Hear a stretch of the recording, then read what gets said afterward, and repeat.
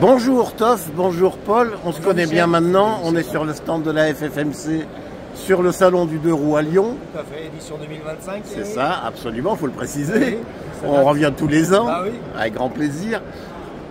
Et on a pas mal de sujets d'actualité à aborder, donc on va faire un petit tour de toutes ces questions. Et on va commencer par le sujet brûlant, celui du contrôle technique. Où en sommes-nous? Le contrôle technique, les recours de la FFMC viennent d'être étudiés par le Conseil d'État. On n'est quand même pas super confiant sur l'histoire. Il y a 3 petites brèches qui viennent de s'ouvrir quand même. C'est le Portugal qui vient d'abroger le contrôle technique, un contexte politique peut-être un peu plus favorable que chez nous. Mais comme quoi, dans un univers européen, on peut quand même avoir une marge de manœuvre. Ça, c'est un argument, c'est une brèche qui vient de s'ouvrir.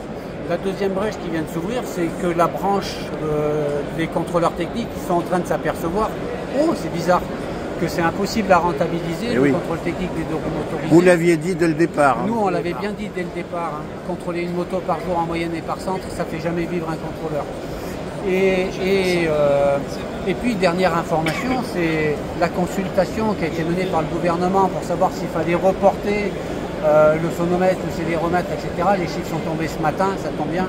9 991 réponses. Pour une consultation comme ça, c'est juste énorme. Plus que la première. Hein. C'est beaucoup plus que la première. C'est le genre de consultation. En général, il y a 150 à 200 réponses. Donc voilà. Et qu'est-ce qu'il en sort en substance? Alors ça, par contre, on n'a pas, mais on se doute que les motards qui sont plutôt contre ont beaucoup réagi. Tous ceux qui ont vécu des mauvaises expériences ont dû également beaucoup réagir. Oui. Voilà. Donc c'est ça les petites brèches.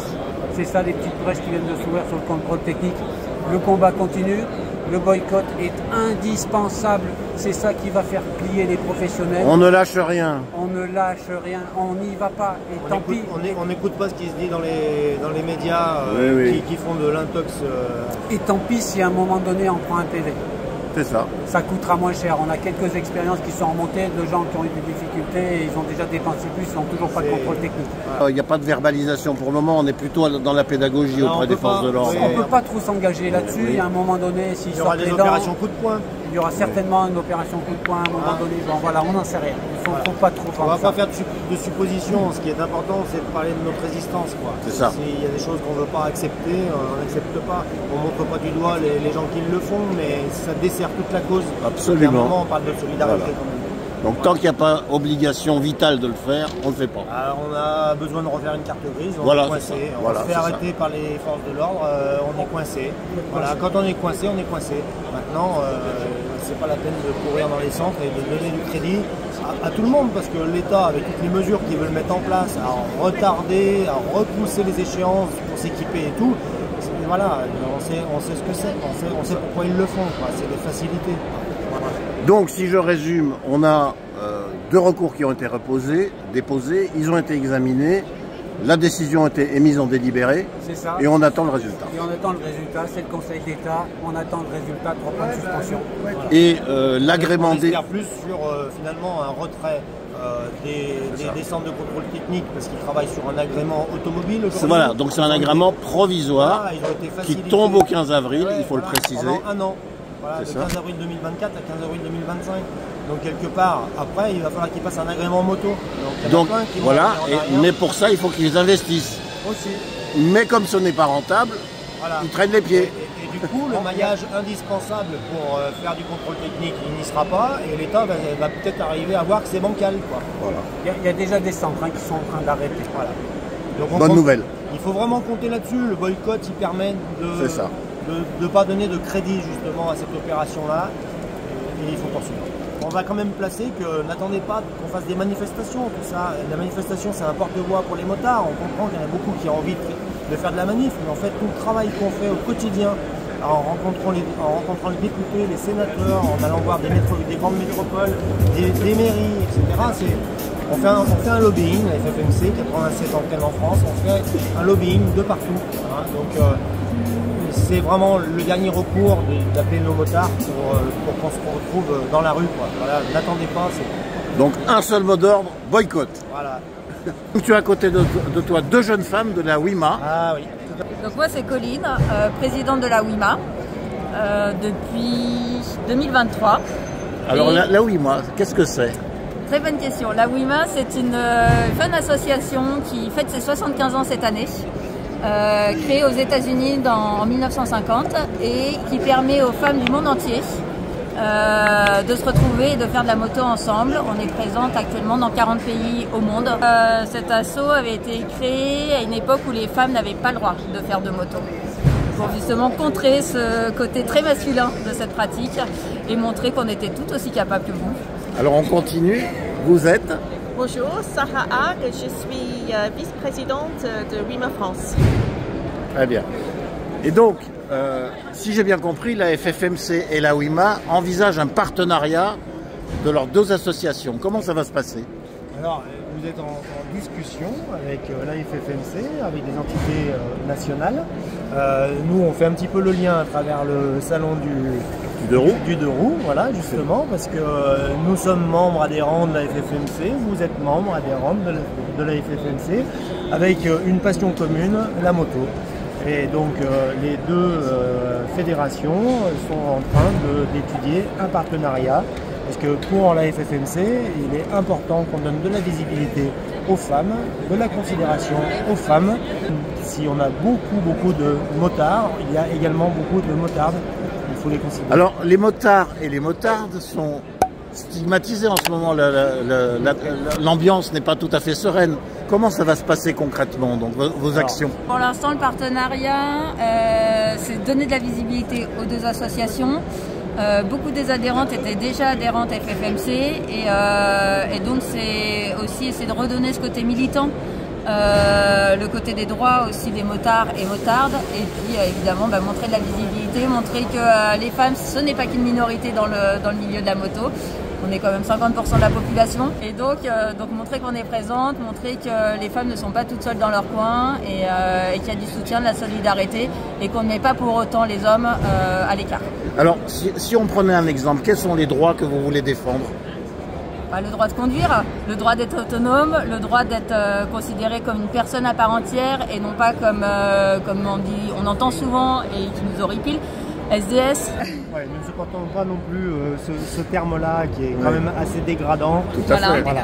Alors, mais très répandu. Non, mais pour des sites caristes, avoir peut-être pour de la conduite, etc. Mais en moto, enfin, j'y vois aucun intérêt. Alors, quelles sont les prochaines étapes de ce partenariat? Aujourd'hui, nous avons eu une discussion avec Joël de la Bureau national de la FFMC pour essayer de voir plus clair. Apparemment, c'est pas facile dans les statuts pour faire adhérer la FFMC et la WIMA ensemble. Donc, il faudrait une discussion entre le Bureau national. Bon, c'est compliqué. Donc, en fait, nous voulons les femmes FFMC adhèrent à la WIMA et vice-versa. Oui. Voilà. C'est un partenariat gagnant-gagnant en fait. C'est ça, c'est ça. Et du côté de la FFMC, comment vous voyez les choses? Du côté de la FFMC, nous travaillons constamment à donner la parole aux femmes, à avoir des militantes. C'était déjà une action qui était déjà engagée. C'est déjà engagé, on a beaucoup de militantes, mais on est dans un monde motard où on met souvent l'homme un petit peu en avant, etc. Les clichés ont la vie dure. Voilà, alors donc la fédération avance sur ce sujet-là, et alors on veut casser les codes. Voilà. C'est ce que nous avons entendu aujourd'hui en fait. Oui. Que on a sur notre stand de la WIMA ici au salon, nous avons demandé aux femmes est-ce que vous êtes motarde, et elles disent oui, si j'ai le temps, de temps en temps, quand j'ai le temps. Mais oui, c'est ça. C'est surtout ça. La charge de la maison et des enfants est encore trop souvent laissée à la femme. Doucement, ça change. Ça évolue quand même. Ça évolue, il y a déjà du mieux. Il y a encore beaucoup de travail à faire. Et moi, en tant que je suis partie toute seule il y a plusieurs années en moto, on a beaucoup posé la question à mon compagnon de et s'il m'a autorisé à partir, et s'il m'a laissé partir, et ce que ça avait fait pour lui. Un homme, on ne posera jamais la question à une femme. C'est vrai. Là, parmi les équipementiers aussi qu'il y a sur le salon, on est très oubliés. Il Il y a une panoplie d'équipements pour hommes qui existe, pour les femmes. Il y a un blouson avec un liseré rose. Voilà, pas le choix, hein, c'est du rose. Et puis c'est tout. C'est juste un liseré. Encore un cliché. Mais qui est très présent. Et c'est vrai qu'on se bat, alors on ne peut pas éradiquer le rose à 100%, hein, mais on se bat pour exister. Voilà, ça c'est déjà notre premier combat, c'est montrer qu'on existe, montrer qu'on est là, qu'on est tout aussi capable que les hommes. Il y a beaucoup de femmes qui font de la mécanique, il y a beaucoup de femmes qui partent toutes seules en moto et qui font de la compète, qui font du circuit et on les voit très peu, trop peu. Les ZFE, la circulation interfile et les zones à trafic limité. Voilà, il y a plusieurs sujets comme ça, voilà. Hein, donc c'est vrai qu'on peut déjà positiver. Alors ZFE, rappelons ce que c'est déjà. Alors c'est la zone à faible émission. Voilà. Zone à faible émission. Ou à forte exclusion. C'est plutôt à forte exclusion. Hein. C'est l'idée bête et méchante, c'est tu fais un feu de bois dans ta cheminée, ça fait de la particule fine, donc on t'interdit de rouler avec ta voiture. Et sur des critères d'âge de véhicule, quel rapport avec la pollution, on limite progressivement l'entrée dans certains périmètres urbains des véhicules les plus âgés, supposés être les plus polluants. Nous, sur Lyon, c'est des combats qui sont... Donc je rappelle juste qu'il y a 3 agglos qui sont concernés pour l'heure, obligatoirement. Il y en a plein d'autres qui ne sont pas concernés, où il y a des élus qui sont en train quand même de mettre des ZFE. Ils sont en train de rétropédaler, certaines. Certaines sont en train de pédaler et certaines qui sont attaquées sur ce qu'ils sont en train de faire parce que c'est justement pas obligatoire. Nous, c'est obligatoire. Les combats, on les a menés. Il n'y a rien à faire de dépôt juridique ou de choses comme ça. Chez nous, c'est obligatoire. C'est plié. En fait, c'est un peu plié. Et il y a eu un calendrier qui n'était pas national, en fait. Hein, oui, tout à fait. Donc, à Lyon, le combat, on l'a porté il y a 3 ans. Aujourd'hui, forcément, il y a des gens qui se réveillent en disant mais on fait quoi à Lyon? Mais qu'est-ce qu'on fait à Lyon? On l'a fait il y a 3 ans. Il y a 3 ans, on a appelé les gens à se mobiliser. Aujourd'hui, à Lyon, on travaille sur les ZTL, les zones à trafic limité. Donc vous, votre combat est de dire le 2 roues est une solution écologique, quel que soit l'âge de la moto. Absolument. C'est ça l'idée. Hein. L'idée, mais ça reste ça. De toute façon, la pollution d'un véhicule routier, qu'il soit automobile, machin truc, il est composé de plusieurs éléments. Il y a le pot d'échappement, mais il y a aussi les freins et les pneus. C'est ça. Les freins et les pneus, aujourd'hui, on n'en tient pas compte dans les critères des vignettes, critères. Or, plus le véhicule est lourd, plus cette partie-là est prépondérante. Sur un véhicule thermique comme une Clio, le pot d'échappement, c'est un tiers de la pollution. Sur un gros SUV électrique, eh ben, les pneus et les freins, c'est beaucoup plus que la vieille Clio. Eh oui. Et pourtant, il est autorisé à circuler. Et pourtant, il est critère zéro. Voilà. La moto, liée à son poids, elle sera toujours moins polluante, quoi qu'il arrive, qu'une voiture. Le dernier rapport de l'ADEME, qui est sorti en septembre 2024, il a dit les motos, à fortiori de petite cylindrée, c'est le véhicule le moins polluant en ville. Et ça, nos chers élus ne l'ont pas compris. Ils n'ont pas encore entendu, ils n'ont pas compris. Ils ne veulent pas et ils ne veulent pas l'entendre. En tout cas, alors par contre, on a établi des relations humaines en apportant des éléments, en apportant nos avantages du dos motorisé, et ils nous ont dit que nos demandes étaient légitimes. Donc il y a des choses qui sont à l'étude. On est quand même. Donc c'est susceptible de changer encore. Hein. On a des demandes qui sont à l'étude. Parce qu'on a des arguments légitimes, effectivement, quand on défend l'usager de roues motorisées. Maintenant, on attend des actes aussi. On ne sera pas autorisé à traverser la ZTL, pas plus que les voitures. Par contre, on aura droit à avoir des stationnements à proximité de tous les points de la ZTL. C'est déjà pas mal. Permettant à ceux qui n'auront pas le droit de rentrer dedans. Oui. Je ne parle pas de celui qui habite la ZTL, lui il aura le droit, bien sûr, de rentrer, et ils n'ont pas besoin de nous pour avoir pris cette décision.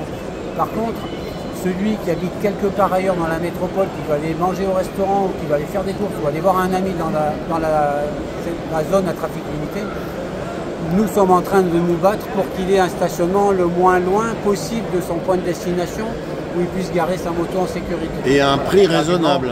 Zéro, prix zéro. Ça c'est la bonne nouvelle. De la gratuité, mais surtout on explique qu'on a des campagnes où on parle aux motards en leur disant de bien s'équiper, d'avoir des bottes, d'avoir...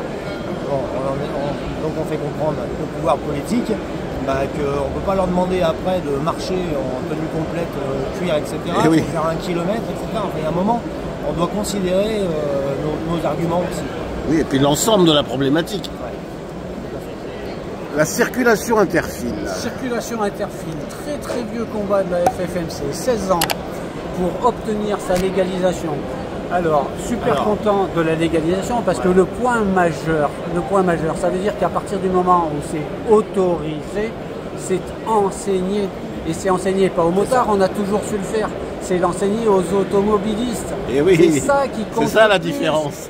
Donc ceux qui disent oui, il fallait pas légaliser parce qu'on a toujours fait, ben non, il y avait des tolérances, etc. Mais oui, mais... Donc concrètement, moi je veux circuler entre deux files de voitures sur une autoroute ou une 2 voies ou une 3 voies ou une 4 voies. Comment je fais? C'est toujours entre les 2 voies les plus à gauche, quelle que soit la configuration de la route, et avec un différentiel de vitesse raisonnable, puisque c'est le différentiel de vitesse qui va créer le danger pour l'usager vulnérable que nous sommes. Quand il y a une voie de covoiturage complètement à gauche, il est évident qu'on ne va pas se mettre à 20 à l'heure parce que la file de droite est arrêtée, alors qu'on a des voitures qui roulent à 70 juste à notre gauche. Donc on va aller dans la voie de covoiturage. Et on a le droit? Et on a la tolérance. On a la tolérance, on a le oui, on va dans la voie de covoiturage dans ces cas-là. En fait, sur par contre, quand la circulation, une autorisation officielle, quand la circulation est fluide, on ne va pas dans la voie de covoiturage si on est seul sur sa moto.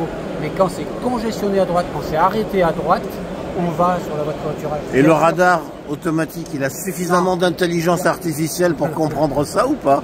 Il n'y a pas d'automatisation extrême, ça passe toujours par un humain et c'est prévu, il n'y aura pas de verbalisation dans ce cas-là. Alors celui qui passera en wheeling devant le radar, il aura peut-être... Ça d'accord, ça d'accord. Alors, Toff, Paul, derrière vous, il y a 2 super-héros. Et ils sont dans une famille de 8. C'est ça. C'est qui ces gens-là? Alors c'est la nouvelle campagne de la Fédération française des motards en colère.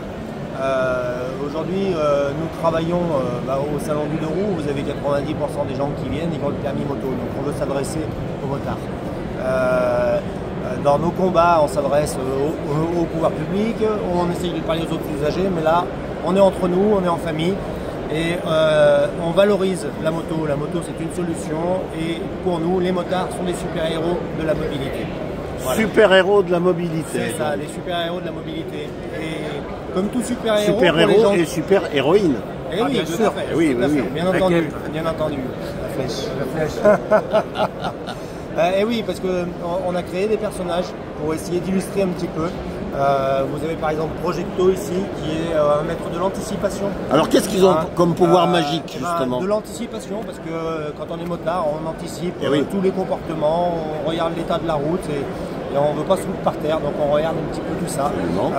Mais quelquefois, le super-héros, quand il y a un problème qui peut survenir, une altercation, un mauvais comportement sur la route, on bascule quelquefois sur un côté un peu plus obscur, et là on a Duality. Ah oui, il est méchant celui-là. Hein. Qui n'est pas méchant, mais qui pourrait se mettre en colère. Vous voyez. Ah, il fait peur, oui.